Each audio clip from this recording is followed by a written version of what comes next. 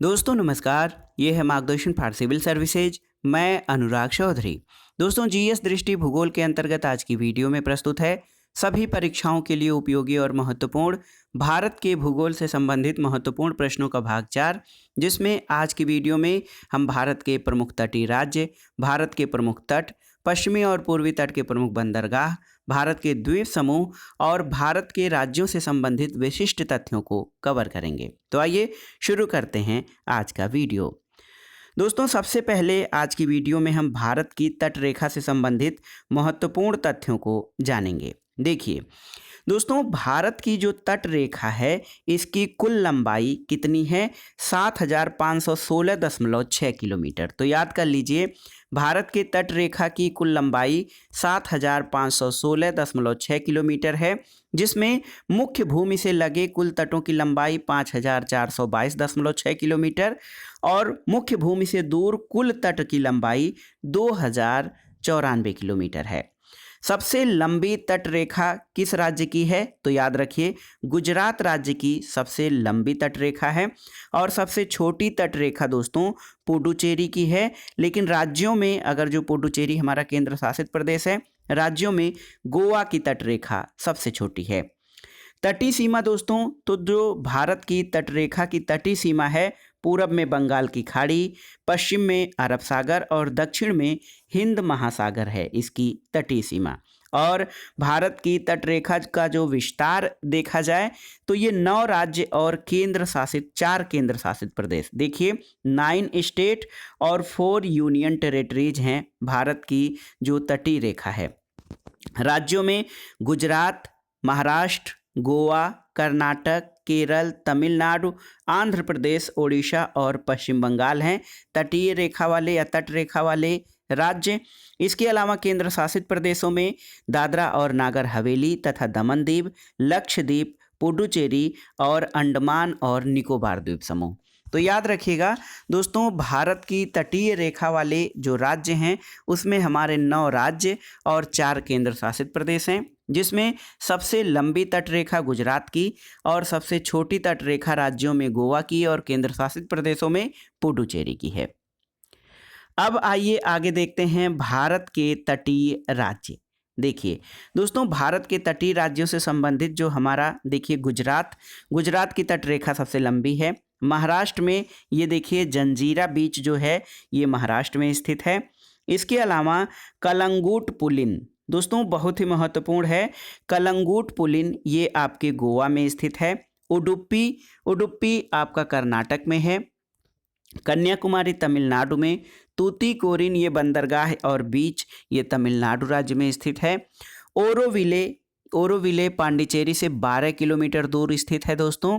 इसके अलावा एन्नोर और चेन्नई और मरीना बीच ये तमिलनाडु के प्रमुख जो हैं तटीय स्थल हैं और ये दर्शनीय स्थल भी हैं, बंदरगाह भी हैं।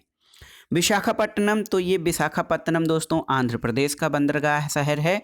और इसके अलावा देखिए उड़ीसा में पारादीप और गोपालपुर पुलिन। पारादीप और गोपालपुर पुलिन ये आपके उड़ीसा के हैं। हल्दिया, कोलकाता और दीघा पुलिन दोस्तों ये वेस्ट बंगाल में स्थित हैं। अब आइए देखते हैं यहाँ पे महत्वपूर्ण तथ्य। तट से समुद्र की ओर जो विस्तार होता है उसमें जो आधार रेखा, क्षेत्रीय सागर और अनन्य आर्थिक क्षेत्र जो कहे जाते हैं उनका परिभाषा क्या है? तो देखिए दोस्तों, यहाँ पर देखिए तट से समुद्र की ओर जब जाते हैं तो आधार रेखा अंतः स्थल से सागर की ओर निकले भागों को मिलाने वाली सीधी रेखा होती है। क्षेत्रीय सागर किसी भी देश का प्रादेशिक जल क्षेत्र होता है। और अनन्य आर्थिक क्षेत्र जो होता है इसको आप ऐसे परिभाषित कर सकते हैं कि किसी भी देश के आधार रेखा से 200 समुद्री मील तक का जल क्षेत्र अनन्य आर्थिक क्षेत्र कहलाता है। कुछ विविध तथ्यों को जान लेते हैं जो परीक्षाओं के लिए महत्वपूर्ण हैं। भारत को सीमा शुल्क वसूली और वित्तीय अधिकार प्राप्त क्षेत्र कौन है? तो दोस्तों ये समीपस्थ मंडल में आधार रेखा से 24 समुद्री मील तक भारत को सीमा शुल्क वसूली और वित्तीय अधिकार प्राप्त हैं। क्षेत्रीय सागर की दूरी आधार रेखा से सागर की ओर मापी जाती है कितनी? तो 12 समुद्री मील तक। और प्राचीन भारतीय इतिहास में दोस्तों हिंद महासागर को किस नाम से जाना जाता था? तो रत्नाकर के नाम से जाना जाता था। अगला प्रश्न है, तटीय अपर्दन में सर्वाधिक महत्वपूर्ण भूमिका किसकी होती है? तो लहरों की। और भारत का औसत समुद्र तल मापा जाता है, तो ये चेन्नई तट से मापा जाता है दोस्तों, याद रखिएगा। चौराबाड़ी ग्लेशियर के पिघलने के परिणाम स्वरूप जिस झील का निर्माण हुआ है, तो इसका नाम गांधी सरोवर है। और स्थली भाग और आधार रेखा के मध्य सागरी जल को क्या कहा जाता है? तो स्थली भाग और आधार रेखा के मध्य जो सागरी जल होता है उसको आंतरिक जल कहा जाता है। आइए देखते हैं दोस्तों भारत के तट। तो दोस्तों यहाँ पर देखिए, भारत के तटीय मैदान का भू आकृतिक आधार पर 3 भागों में वर्गीकरण किया जाता है। एक तो गुजरात या काठियावाड़ का तटीय मैदान, दूसरा पश्चिमी तटीय मैदान और पूर्वी तटीय मैदान। गुजरात या काठियावाड़ का जो तटीय मैदान है दोस्तों, इसमें गुजरात और दादरा और नगर हवेली तथा दमन और दीव के तटीय भाग शामिल हैं। आइए देखते हैं भारत का जो पश्चिमी तट है उसके बारे में।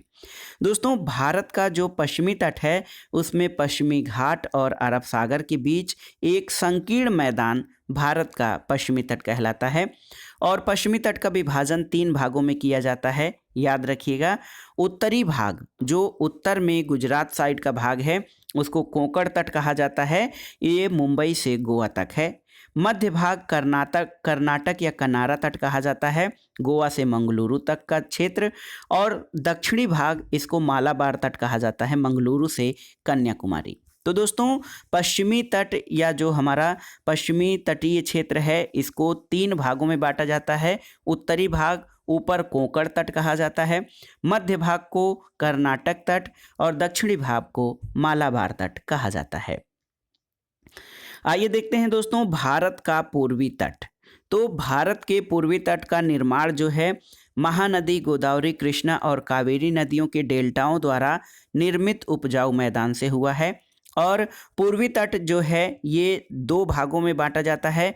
उत्तरी सरकार तट ये महानदी और कृष्णा नदियों के बीच का मैदानी भाग है। और दक्षिण का कोरोमंडल तट है जो आंध्र प्रदेश से फाल्स डीबी बिंदु से तमिलनाडु के केप कमोरिन यानी कन्याकुमारी तक विस्तृत है। तो ये बहुत ही महत्वपूर्ण तथ्य हैं आपके भारत के पश्चिमी तट और पूर्वी तट के बारे में। आइए जान लेते हैं दोस्तों यहाँ पर भारत के पश्चिमी तट पर स्थित प्रमुख बंदरगाह। यहाँ से परीक्षाओं में बार बार प्रश्न पूछे जाते हैं। ऐसे पूछ लेता है कि कौन सा बंदरगाह भारत के पूर्वी तट पर नहीं है या कौन सा बंदरगाह पश्चिमी तट पर नहीं है, उसमें से 1 या 2 ऑप्शन आपको दे दिए जाते हैं जिनका कि विकल्पों में से आपको चयन करना होता है।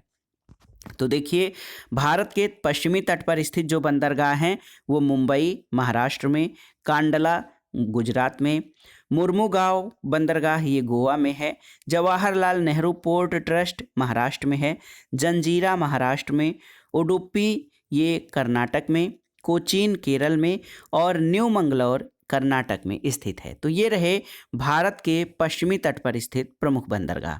अब आइए जान लेते हैं भारत के पूर्वी तट पर स्थित प्रमुख बंदरगाह, जिसमें विशाखापत्तनम आंध्र प्रदेश में, हल्दिया पश्चिम बंगाल में, पारादीप ओडिशा में, इन्नौर और न्यू तोतिकोरन ये तमिलनाडु में स्थित हैं। और ये यानी विशाखापत्तनम, हल्दिया, पारादीप, इन्नौर और तूतीकोरिन ये पूर्वी तट पर स्थित प्रमुख बंदरगाह हैं। अब बंदरगाह के बाद आइए देखते हैं द्वीप समूहों से संबंधित महत्वपूर्ण तथ्यों को। सबसे पहले हम जानेंगे दोस्तों बंगाल की खाड़ी के द्वीप समूहों के बारे में। दोस्तों बंगाल की खाड़ी में जो प्रमुख द्वीप समूह है वो अंडमान द्वीप समूह है। इसका सर्वोच्च शिखर सैडल पीक है जिसकी ऊंचाई 732 मीटर है। अंडमान द्वीप समूह में द्वीपों की संख्या लगभग 550 है और इसकी उत्पत्ति तृतीयक पर्वत श्रेणी अराकान योमा के विस्तार से हुई है और इसमें बलुआ पत्थर, चूना पत्थर और शैलें पाई जाती हैं। बैरन द्वीप समूह, दोस्तों बैरन द्वीप जो है ये पोर्ट ब्लेयर से 135 किलोमीटर उत्तर पूर्व अंडमान सागर में स्थित है। और दक्षिण एशिया और भारत का एकमात्र सक्रिय ज्वालामुखी क्या है दोस्तों? नारकोंडम द्वीप जो है दोस्तों, बैरन द्वीप जो है दक्षिण एशिया और भारत का एकमात्र सक्रिय ज्वालामुखी है। और नारकोंडम द्वीप ये अंडमान सागर में स्थित प्रसुप्त ज्वालामुखी है। अंडमान के बाद निकोबार द्वीप समूह, तो निकोबार द्वीप समूह की सर्वाधिक या सर्वोच्च ऊंची चोटी जो है माउंट थुलियर है 642 मीटर, और निकोबार में द्वीपों की संख्या लगभग 22 है। आइए देखते हैं दोस्तों 10 डिग्री चैनल। तो 10 डिग्री चैनल हमारे अंडमान और निकोबार द्वीपों को अलग करता है। और देखिए श्रीहरिकोटा, श्रीहरिकोटा का नाम आप हमेशा सुनते हैं दोस्तों। श्रीहरिकोटा से हमारे उपग्रहों का प्रक्षेपण होता है, भारत का उपग्रह प्रक्षेपण केंद्र है। और दोस्तों श्रीहरिकोटा आंध्र प्रदेश के पुलिकट झील के निकट स्थित है और भारत का उपग्रह प्रक्षेपण केंद्र है सतीश धवन अंतरिक्ष केंद्र, ये श्रीहरिकोटा में स्थित है।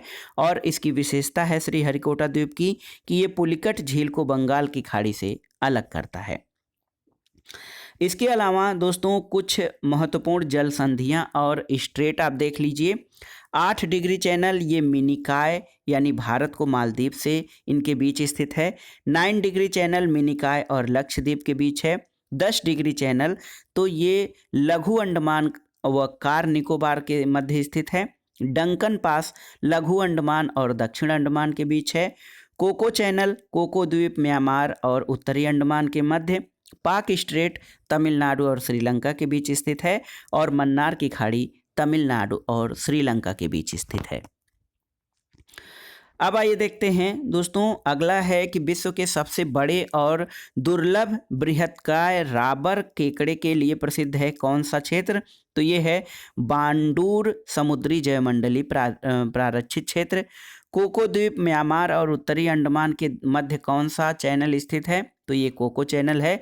और भौगोलिक रूप से ग्रेट निकोबार के सबसे निकट इंडोनेशियाई द्वीप कौन सा है? तो ये सुमात्रा द्वीप है। अब आइए देख लेते हैं अरब सागर के द्वीप समूहों के बारे में। तो लक्षद्वीप जो है हमारा केंद्र शासित प्रदेश है, ये अरब सागर में स्थित है। दोस्तों केरल और मालाबार तट के समीप लक्षद्वीप स्थित है। इसका पूर्व नाम लंका द्वीप, मिनिकॉय और अमीनी द्वीप था। वर्तमान में इसका नाम 1973 से लक्षद्वीप है। इसका विस्तार दोस्तों अरब सागर में केरल के कोच्चि तट से 220 से 440 किलोमीटर की दूरी पर विस्तृत द्वीपों का समूह है और इसका क्षेत्रफल 32 वर्ग किलोमीटर है। लक्षद्वीप में द्वीपों की संख्या 36 है। 9 डिग्री चैनल यहाँ पर मिनिकॉय को लक्षद्वीप से अलग करता है। मिनिकॉय लक्षद्वीप का दूसरा सबसे बड़ा द्वीप है। कवरत्ती जो है लक्षद्वीप की राजधानी है जो कि कवरत्ती द्वीप पर है। और एंडराट जो है ये लक्षद्वीप का सबसे बड़ा द्वीप है। याद रखिएगा लक्षद्वीप का सबसे बड़ा द्वीप एंडराट और मिनिकॉय लक्षद्वीप का दूसरा सबसे बड़ा द्वीप है। महाराष्ट्र स्थित द्वीप में कौन है? तो दोस्तों एलिफेंटा द्वीप, ये मुंबई स्थित गेटवे ऑफ इंडिया से 10 किलोमीटर दूर है। और सालसेट द्वीप क्या है? तो ये पश्चिमी तट पर स्थित मुंबई और थाणे नगर इसी द्वीप पर स्थित हैं, सालसेट द्वीप। अब आइए देखते हैं दोस्तों अपतटीय द्वीपों की अवस्थिति। तो देखिए गंगा के डेल्टा प्रदेश, भारत के पूर्वी और पश्चिमी तट और मन्नार की खाड़ी में स्थित जो द्वीप हैं, तो यहाँ पर देखिए पिरम द्वीप, याद रखिए पिरम द्वीप खंभात की खाड़ी में है, गुजरात में है। भैंसला द्वीप काठियावाड़ तट पर। दीव, बैदा, नोरा, पीरतन और करुण भार ये कच्छ तट पर स्थित हैं। खटिया बेट और आलिया बेट नर्मदा ताप्ती मुहाने के निकट हैं, याद रखिएगा खड़िया बेट और आलिया बेट। बुचर, करंजा और क्रास ये मुंबई के निकट हैं। और दोस्तों भटकल, पिजनकाक, सेंट मेरी ये मंगलौर तट के निकट हैं। और न्यू मूर और गंगा सागर ये गंगा डेल्टा में स्थित हैं। आइए देखते हैं दोस्तों भारत के केंद्र शासित प्रदेश और राज्यों से संबंधित महत्वपूर्ण तथ्यों को। सबसे पहले हम जानेंगे राष्ट्रीय राजधानी क्षेत्र, यानी जिसको हम शॉर्ट में NCR कहते हैं, नेशनल कैपिटल रीजन, इसके संबंध में महत्वपूर्ण तथ्य। सबसे पहले जानते हैं राष्ट्रीय राजधानी क्षेत्र में शामिल भाग कौन कौन हैं। तो दिल्ली हरियाणा उप क्षेत्र के तहत, उत्तर प्रदेश उप क्षेत्र के तहत और राजस्थान भी उप क्षेत्र के तहत है। दोस्तों दिल्ली राज्य तो है ही, इसके अलावा हरियाणा से फरीदाबाद, गुरुग्राम, मेवात, रोहतक, सोनीपत, जींद, रेवाड़ी, झज्जर, पानीपत, पलवल, भिवानी, महेंद्रगढ़ और करनाल जिले इसमें शामिल हैं। उत्तर प्रदेश से पूछा जाता है कितने जिले शामिल हैं। तो दोस्तों यहाँ पर देखिए 8 जिले हैं उत्तर प्रदेश से, मेरठ, गाजियाबाद, गौतम बुद्ध नगर, हापुड़, बुलंदशहर। तो देखिए मेरठ, गाजियाबाद, गौतम बुद्ध नगर, हापुड़, बुलंदशहर, मुजफ्फरनगर, शामली और बागपत जिले ये एनसीआर में उत्तर प्रदेश के कुल जिले हैं। तो याद कर लीजिए कौन कौन से जिले हैं। मेरठ 1, गाजियाबाद 2, गौतम बुद्ध नगर 3, हापुड़ 4, बुलंदशहर 5, मुजफ्फरनगर 6, शामली 7 और बागपत 8 जिले एनसीआर में उत्तर प्रदेश से शामिल हैं। और राजस्थान के अलवर और भरतपुर जिले एनसीआर के अंतर्गत शामिल हैं। दोस्तों क्षेत्रफल की दृष्टि से जो बड़े राज्य हैं कौन कौन से हैं, तो भारत में जो क्षेत्रफल के आधार पर सबसे बड़ा राज्य है वो दोस्तों राजस्थान है, उसके बाद मध्य प्रदेश है, फिर महाराष्ट्र, उत्तर प्रदेश क्षेत्रफल के आधार पर चौथे स्थान पर और उसके बाद गुजरात आता है। लेकिन यदि जनगणना के अनुसार हम भारत के जनसंख्या की दृष्टि से 4 बड़े राज्यों को देखें तो उत्तर प्रदेश का पहला स्थान है, दूसरे स्थान पर महाराष्ट्र, तीसरे पर बिहार और पश्चिम बंगाल का जनसंख्या के आधार पर चौथा स्थान है। आइए देखते हैं दोस्तों उत्तर प्रदेश से संबंधित कुछ महत्वपूर्ण तथ्य जो परीक्षाओं के लिए उपयोगी हैं। उत्तर प्रदेश की सीमा से स्पर्श करने वाले कितने राज्य हैं? तो देखिए उत्तर प्रदेश की सीमा से जो राज्य स्पर्श करते हैं 8 राज्य और 1 केंद्र शासित प्रदेश। 8 राज्यों में हिमाचल प्रदेश, हरियाणा, राजस्थान, मध्य प्रदेश, छत्तीसगढ़, बिहार, झारखंड और उत्तराखंड हैं और 1 केंद्र शासित प्रदेश दिल्ली है। तो कुल 8 राज्य और 1 केंद्र शासित प्रदेश उत्तर प्रदेश की सीमा को टच करते हैं। मध्य प्रदेश की सीमा को टच करने वाले 5 राज्य कौन हैं? तो ये गुजरात, राजस्थान, उत्तर प्रदेश, महाराष्ट्र और छत्तीसगढ़ हैं। और आंध्र प्रदेश राज्य की सीमा को स्पर्श करने वाले राज्यों में 5 राज्य हैं दोस्तों, ओडिशा, छत्तीसगढ़, तेलंगाना, कर्नाटक और तमिलनाडु। अब आइए तेलंगाना राज्य के बारे में जानते हैं। दोस्तों तेलंगाना जो है, तेलंगाना राज्य ये छत्तीसगढ़, महाराष्ट्र, कर्नाटक, आंध्र प्रदेश, यनम क्षेत्र, पुडुचेरी का यानी ये सीमा साझेदार राज्य और केंद्र शासित प्रदेश हैं। 4 राज्य और 1 केंद्र शासित प्रदेश तेलंगाना को टच करते हैं। कर्नाटक, तो दोस्तों कर्नाटक को 6 राज्यों की सीमा टच करती है, आंध्र प्रदेश, महाराष्ट्र, तेलंगाना, गोवा, केरल और तमिलनाडु। केरल, तो दोस्तों केरल के बारे में अगर जो आप देखिए तो केरल, कर्नाटक, तमिलनाडु और इसके अलावा माहे क्षेत्र जो पुडुचेरी के अंतर्गत है, 2 राज्य और 1 केंद्र शासित प्रदेश केरल की सीमा को टच करते हैं। तमिलनाडु, तो तमिलनाडु को दोस्तों 3 राज्य और 1 केंद्र शासित प्रदेश, 3 राज्यों में केरल, कर्नाटक और आंध्र प्रदेश ये तमिलनाडु की सीमा को बनाते हैं। और पुडुचेरी और कराईकल, पुडुचेरी का जो कराईकल क्षेत्र है ये आपका 1 केंद्र शासित प्रदेश और 3 राज्य तमिलनाडु की सीमा को स्पर्श करते हैं। दोस्तों देखा जाए पंजाब के सीमा साझेदार राज्यों में तो पंजाब को राजस्थान, हरियाणा, हिमाचल प्रदेश और जम्मू और कश्मीर केंद्र शासित प्रदेश पंजाब की सीमा को टच करते हैं। छत्तीसगढ़ को उत्तर प्रदेश, मध्य प्रदेश, ओडिशा, झारखंड, तेलंगाना, महाराष्ट्र और आंध्र प्रदेश। इसके अलावा यहाँ उत्तर पूर्वी राज्यों में 7 बहनों के नाम से जो प्रसिद्ध राज्य हैं उनमें कौन कौन हैं? तो देखिए अरुणाचल प्रदेश, असम, मेघालय, मणिपुर, मिजोरम, नागालैंड और त्रिपुरा ये 7 सिस्टर्स के नाम से जो हमारे राज्य हैं। इसमें असम जो है दोस्तों सीमावर्ती राज्य है और पश्चिम बंगाल, अरुणाचल प्रदेश, नागालैंड, मणिपुर, मिजोरम और त्रिपुरा तथा मेघालय का जो है सीमा बनाता है। अब आइए देखते हैं मणिपुर से संबंधित महत्वपूर्ण तथ्यों को।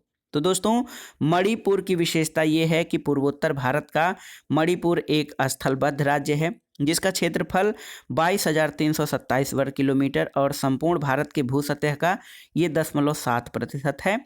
दोस्तों मणिपुर की स्थलाकृति 92% भूमि पहाड़ी और पर्वतीय है और फुमडीज यहाँ पर लोकटक झील में तैरने वाले छोटे छोटे भूखंड या द्वीप को फुमडीज कहा जाता है। और यहाँ पर दोस्तों लोकटक झील जो है ये विलुप्त प्राय संगाई हिरण का प्राकृतिक स्थल है और मणिपुर की राजधानी इम्फाल है। राजस्थान के बारे में एक महत्वपूर्ण तथ्य देखते हैं थार मरुस्थल के बारे में। तो दोस्तों थार मरुस्थल जो राजस्थान में विस्तृत है, ये दुनिया का सबसे घना बसा मरुस्थल है, जिसका कि जनघनत्व 83 व्यक्ति प्रति वर्ग किलोमीटर है और मरुस्थल काल अवधि ये अनुमानतः 10,000 वर्ष पुराना है।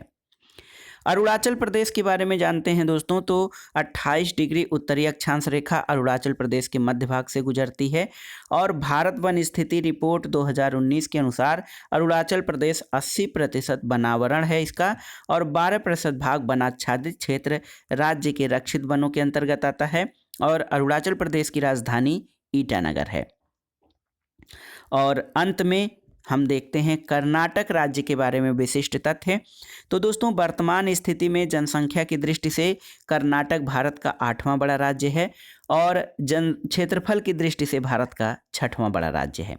दोस्तों कर्नाटक को सिलिकॉन स्टेट के नाम से भी जाना जाता है। इसकी राजधानी बंगलुरु है और बंगलुरु शहर या बंगलुरु सिटी ये सिलिकॉन वैली के नाम से प्रसिद्ध है।